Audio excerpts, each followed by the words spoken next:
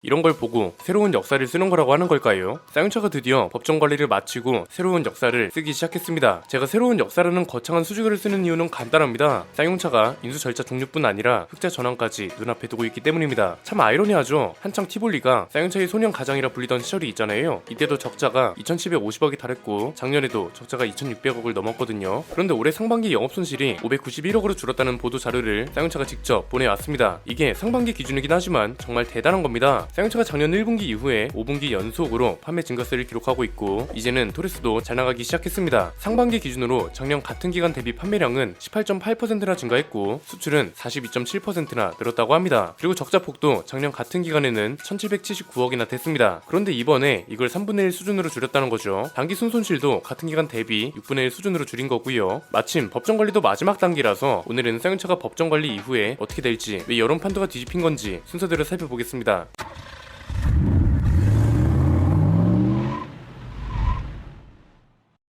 방금 자료를 보면서 생각보다 쌍용차의 적자가 적다고 생각한 분들도 계실 겁니다. 사실 적자라는 건 없는 게 가장 좋습니다. 그런데 르노코리아랑 한국GM의 적자폭을 보면 쌍용차는 양반 수준이긴 합니다. 특히 한국GM 노조는 8년 연속 적자를 기록하면서 실적이 나아졌다고 주장하고 있잖아요. 그러면서 성과급 400%를 요구하고 있는데 쌍용차 노조는 민노총 탈퇴 이후에 이번 법정 관리를 제도약의 기회로 삼고 토레스 대박을 위해서 휴가 기간 동안 특근을 하고 회사의 협조적인 모습을 계속해서 보이고 있단 말이죠. 쌍용차 재무 상태를 잠깐 보면 2018년에 적자가 619억 정도, 이때가 법정 관리 절차 직전이죠. 그러다가 법정 관리 절차 이후에 4,460억을 넘어서더니 작년에는 2,606억으로 줄었습니다. 아마 올해 토레스 판매량 덕분에 이 정도 수준을 유지하면 적자폭이 1,000억 내외, 완전 대박 나면 1,000억 아래로 떨어질 수도 있지 않을까 합니다. 쌍용차 최대 과제 중 하나가 적자 개선입니다. 이걸 법정 관리 종료 전부터 이뤄내고 있다는 건 진짜 좋게 평가해줘야 하는 대목입니다. 그리고 최근에 상권의 채권단이 회생 계획안에 찬성하기로 의견을 모았다고 합니다. 이번 법정 관리 기한이 10월 15일인데 이르면 이달 안에 완전히 종료될 거라는 전망도 나오고 있습니다. 이달 26일에 관계인 집회를 열거든요. 채권단 동의 절차가 끝나면 법원이 거의 바로 인가를 해줍니다. 법원 인가가 끝나면 KG그룹이 새 주인으로 최종 결정되는 겁니다. 자, 이 사안을 보고 있는 소비자들이 구분해야 할 건 과거랑 지금 상황은 확실하게 다르다는 겁니다. 제가 요즘 쌍용차의 긍정적인 면을 많이 강조하는 이유도 여기에 있는 겁니다. 잠깐 쌍용차의 역사를 짚어볼까요? 쌍용차의 역사는 1954년에 시작됩니다. 고 하동환 회장이 하동환 자동차 제작소를 설립한 게 쌍용차의 전신입니다. 1967년에 신진 자동차랑 업무 제휴를 맺었고 1974년에 신진 지프 자동차 공업을 합작 설립합니다. 이게 1977년에 동아자동차로 상호가 변경됐고 1986년에는 동아자동차의 경영권을 인수하면서 1988년에 쌍용자동차라는 이름이 처음으로 탄생합니다. 이후에 쌍용차는 호란도 회밀이, 호란도, 체어맨, 무쏘 이런 차들로 명성을 쌓았습니다. 이때 당시에는 현대차랑 비교가 안 됐죠. 현대차보다 고급차를 생산하는 위급 브랜드로 통했으니까요. 그런데 1998년에 IMF 외환 위기를 견디지 못했습니다. 이때부터 쌍용차는 여기저기 팔려다니는 신세가 시작됐습니다. 이 당시 대우그룹이 쌍용차를 인수했다가 1999년에 대우그룹도 외환위기를 맞이하면서 다시 쌍용차가 채권단으로 넘어갔습니다. 그렇게 2004년부터 암울한 시기가 시작됩니다. 이때 중국 상하이 자동차가 쌍용차를 인수했고 상황이 심각해집니다. 투자를 약속했는데 이행하지 않고 기술 유출 논란까지 일어납니다. 경영 성과도 악화됩니다. 결국 2009년에 상하이차가 법정 관리를 신청하면서 쌍용차로부터 손을 뗍니다. 이때 쌍용차한테 굉장히 심각한 역사가 기록됩니다. 대규모 구조조정, 그리고 이에 반발한 노조의 옥새 파업, 경찰과의 충돌, 이게 모두 이때 생긴 일입니다. 불과 13년 전이라는 게 믿기지 않죠. 2010년에는 인도 마힌드라 그룹을 새 주인으로 맞이합니다. 2011년 3월에 법원이 쌍용차에 대한 기업 회생 절차 종결을 결정하면서 26개월 만에 법정 관리에서도 벗어납니다. 마힌드라가 주인으로 있을 당시 티볼리가 흥행하기 시작합니다. 그래서